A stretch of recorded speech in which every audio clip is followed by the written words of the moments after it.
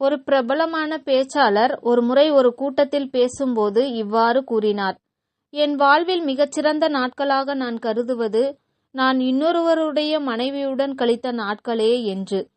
இதை கேட்ட கூட்டத்தினர் அதிர்ச்சி அடைந்தனர். யாரும் எதுவும் பேசவில்லை. பேச்சாளர் தொடர்ந்தார்: அந்த இன்னொருவருடைய மனைவி என் தாய்தான் என்றார். கூட்டத்தில் பலத்த சிரிப்பும் கரகோஷமும் ஏற்பட்டது.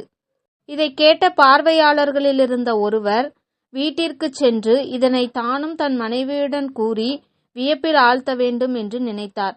வீட்டிற்கு சென்று அவர் இரவு உணவு உண்டபின் தன் மனைவியை நோக்கி, என் வாழ்வில் மிகச்சிறந்த நாட்களாக நான் கருதுவது நான் இன்னொருவருடைய மனைவியுடன் கழித்த நாட்களே என்று கூறிவிட்டு அடுத்த வாக்கியத்தை கூற முற்படுகின்றார். அதற்குள் ஏதோ ஒரு மயக்க நிலைக்கு சென்று விட்டார். கண் விழித்து பார்த்தபோது அவர் மருத்துவமனையில் இருக்கிறார். அவரை அவர் மனைவி அடித்த உருட்டுக்கட்டையின் காயத்துடன். இதிலிருந்து தெரியும் நீதி என்னவென்றால், அடுத்தவன் பண்றானேன்னு நாமும் யோசிக்காம ஏதாச்சும் பண்ணா இப்படிதான் ஆகும்.